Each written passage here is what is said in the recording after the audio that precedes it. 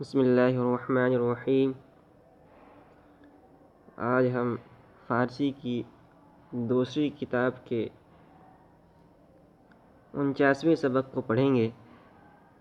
تو ہمارا آج کا سبق ہے حکایت منظوم نوزدہم، یعنی 19واں قصہ جو منظوم ہے، اشعار کے اندر ہے۔ تو یہ صفحہ نمبر 32 میں ہے، 32 کے شروع میں ہے۔ تو ہم سبق کو شروع کرتے ہیں۔ حکایت منظوم نوزدہم، 19واں قصہ منظوم یعنی اشعار کے اندر ہے۔ تو یہ ایک مکالمہ ہے، جیسے علامہ اقبال کی دیوان کے اندر دودھ اور پانی اور گلہری اور پہاڑ وغیرہ میں، یعنی ان کو متکلم بنا کر ایک دوسرے سے مکالمہ بات چیت ذکر کیا گیا ہے، اسی طرح یہ بھی پردہ جس کو ہم جانتے ہیں، پردہ دیوار پہ جس پردے کو لٹکایا جاتا ہے، کھڑکی پہ لٹکایا جاتا ہے، اس پردے میں، اور جھنڈا یعنی جو فوج اور کسی ملک کا جو جھنڈا ہوتا ہے، تو پہلے زمانے کے اندر جب جنگ وغیرہ ہوتے تھے، لڑائیاں ہوتی تھی، تو عام طور پر اس میں جھنڈے کا استعمال کیا جاتا تھا، اور وہ جھنڈا اس قوم اور اس قبیلے اور اس ملک کی نشانی ہوتی تھی۔ تو یہ اس پردے اور اس جھنڈے میں مکالمہ ہے۔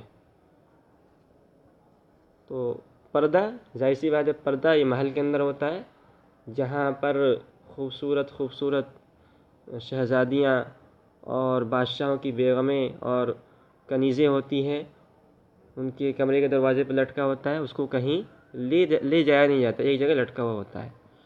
اور جو جھنڈا ہوتا ہے، تو اس کا معاملہ یہ ہوتا ہے کہ کبھی ترکستان میں جنگ کے لیے جانا پڑے تو اس کو ساتھ میں لے کے جاتے ہیں۔ راستے میں دھول اور بارش اور دھوپ کی تپش، جنگل صحرا بیابان سے ہوتے ہوئے دور دراز کا سفر کرتا ہے، اس کو کہیں قرار میسر نہیں ہوتا ہے۔ تو دونوں کے اندر اتنا فرق ہے، حالانکہ دونوں کپڑے سے بنے ہوئے ہیں، دونوں ایک ہی بادشاہ کے ہوتے ہیں، تو ایک جو ہے جھنڈے نے اس پردے سے شکایت کی۔ تو یہ ہے تمثیلی واقعہ ہے۔ اور یہاں یہ بات یاد رکھیں کہ جھنڈا سے مراد وہ سالک ہے، یعنی اس میں اصل پیغام دینا ہے، دو پیغام دینا ہے۔ ایک تو یہ ہے کہ جھنڈا سے مراد وہ سالک یعنی سلوک کی جو منزلیں طے کرتے ہیں، تصوف کے راہ میں جو چلتے ہیں، ان کو سالک کہا جاتا ہے۔ اپنے شیخ کے پاس رہ کے اپنا جو تزکیہ کرتے ہیں، ان کو سالک کہا جاتا ہے۔ تو پردے سے مراد، یہ جھنڈے سے مراد وہ سالک ہے جو راہ سلوک میں محنت و مشقت برداشت کرنے کے باوجود اپنے ریاضت و غرور اور فخر کرنے کی وجہ سے مقصد اصلی سے محروم ہو جاتا ہے۔ یعنی وہ سالک محنت تو بہت کرتا ہے، بہت زیادہ شیخ جو وظیفہ بتلاتا ہے، جس طرح مراقبہ کرنا بتلاتا ہے، وہ تمام اعمال کرتا ہے، لیکن اس کے اندر غرور اور بڑائی آ جاتی ہے۔ تو اس غرور اور بڑائی کی وجہ سے اتنی محنت و مشقت کے باوجود وہ اللہ تعالیٰ کی معرفت سے محروم ہو جاتا ہے۔ اور پردے سے وہ مراد وہ سالک ہے جو تھوڑی محنت ریاضت کرنے پر اپنی عاجزی کی بنا پر تجلیات خداوندی کے مشاہدے سے فائز ہو جاتا ہے۔ یعنی محنت تو کم کرتا ہے، لیکن اس کے اندر غرور نہیں ہوتا ہے، تکبر نہیں ہوتا ہے، بلکہ عاجزی اور تواضع ہوتا ہے، جس کی وجہ سے وہ اللہ تعالیٰ کی معرفت کو جان لیتا ہے۔ تو اور دوسرا پیغام یہ دینا ہے کہ آدمی جب غرور و تکبر کرتا ہے تو وہ منہ کے بل گر جاتا ہے۔ تو پردے کے اندر تواضع ہے کہ وہ ایک جگہ جو ہے جمع رہتا ہے اور ایک جگہ اس کو قرار رہتا ہے، ایک جگہ لٹکا رہتا ہے، تکبر نہیں ہے، اس لیے وہ چین اور سکون کے ساتھ رہتا ہے۔ اور جھنڈے کے اندر غرور و تکبر ہے کہ کبھی وہ بلند ہوتا ہے اور ادھر ادھر، تو اسی بلندی کی وجہ سے، اسی گردن اکڑانے کی وجہ سے اس کو طرح طرح کی مشقتیں برداشت کرنی پڑتی ہیں۔ تو اب ترجمہ ہم پڑھتے ہیں۔ این حکایت شنو کہ در بغداد، یہ قصہ سنو یہ فعل امر ہے۔ این حکایت شنو کہ در بغداد، یہ قصہ سنو کہ بغداد میں رایت یہ پردہ، یہ جھنڈا کو کہتے ہیں، رایت و پردہ را خلاف افتاد، جھنڈے اور پردے میں اختلاف ہو گیا۔ رایت از گرد راہ و رنج رکاب، جھنڈے نے از گرد راہ راستے کی گرد و رنج رکاب اور ساتھ رہنے کی تکلیف گفت کا حال سنایا، با پردہ پردے سے، از طریق عتاب غصے سے۔ رایت از گرد راہ و رنج رکاب، گفت با پردہ از طریق عتاب، جھنڈے نے راستے کی گرد اور ساتھ رہنے کی تکلیف کا حال غصے سے پردے کو سنایا۔ یعنی جھنڈے نے کہا کہ مجھے جو ہے کیا کہتے ہیں بادشاہ کے فوج کے ساتھ لشکر کے ساتھ جانا پڑتا ہے، اور راستے میں دھول گرد و غبار اور بہت ساری تکلیفوں کا سامنا کرنا پڑتا ہے، حالانکہ ہم دونوں ایک ہی بادشاہ کی ملکیت ہیں اور ایک ہی کپڑے سے بنے ہیں۔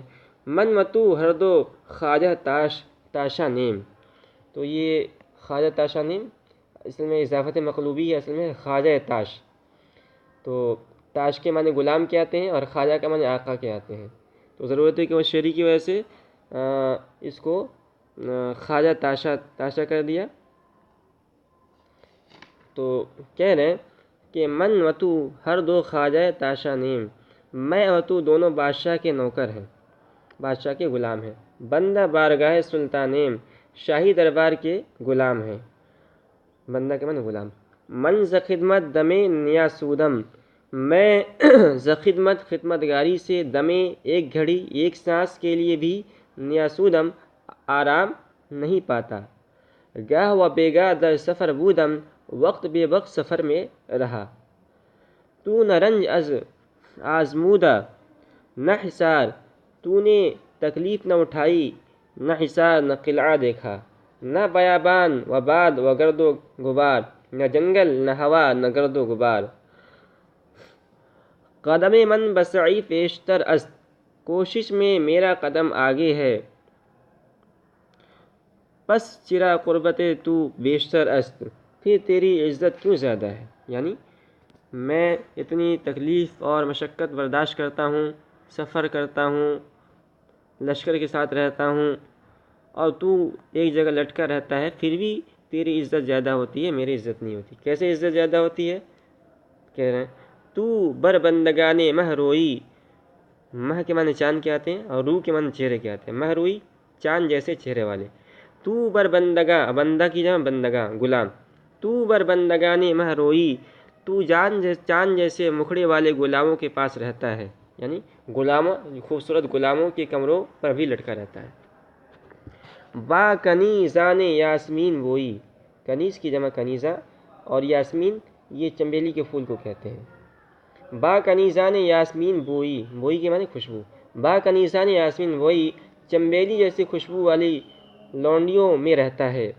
من فتادہ بس دست شاگرداں، میں نوکروں کے ہاتھ میں پڑا رہتا ہوں، شاگرد کی جمع شاگرداں، میں نوکروں کے ہاتھ میں پڑا رہتا ہوں، یعنی لشکر کے جو فوجی لوگ ہوتے ہیں مجھے اٹھا کے لے کے جاتے ہیں۔ بسفر پائے بندو سرگرداں، سفر کا پابند، بسفر پائے سفر کا پابند ہوں، بندو سرگرداں اور گھومتا رہتا ہوں۔ بسفر پائے بند، سفر کا پابند ہوں و سرگرداں اور گھومتا رہتا ہوں۔ تو پردے نے جواب دیا، گفت من سر بر آستاں دارم، تو پردے نے کہا میں سر بر آستاں دارم، میں سر ہمیشہ چوکھٹ پہ رکھ کے رہتا ہوں۔ نہ چوں تو سر بر آسماں دارم، تیری طرح آسمان پر سر نہیں رکھتا۔ اب اس کے بعد پردے نے پیغام دیا کہ میری عزت زیادہ ہوتی ہے، کیوں ہوتی ہے؟ ہر کہ بیہودہ گردن افرازد، جو شخص خواہ مخواہ گردن ابھارتا ہے، خیشتن را بگردن اندازد، وہ خود گردن کے بل گراتا ہے۔ خیشتن را وہ خود کو بگردن اندازد، گردن کے بل گراتا ہے۔ تو میں ایک جگہ، پردہ نے کہا میں ایک جگہ لٹکا ہوا رہتا ہوں، اپنا گردن جو ہے تکبر سے بلند نہیں کرتا، اور تو جو ہے ایک مطلب اپنے سر کو تکبر کی وجہ سے بلند کرتا ہے پھر گر جاتا ہے۔ سعدی افتادہ است آزادہ، سعدی آزاد اور عاجز و مسکین ہے۔ کس نیاید بجنگ افتادہ، کوئی عاجز و مسکین کے ساتھ جنگ نہیں کرتا ہے۔ تو یہ منظوم قصہ تھا شیخ سعدی کا، اور اس کو ہم نے پڑھا اور میں نے بتا دیا کہ قصہ کا مقصد کیا ہے اور کس طرح اس کو تمثیلی شکل کے اندر پیش کیا گیا ہے۔ ہوا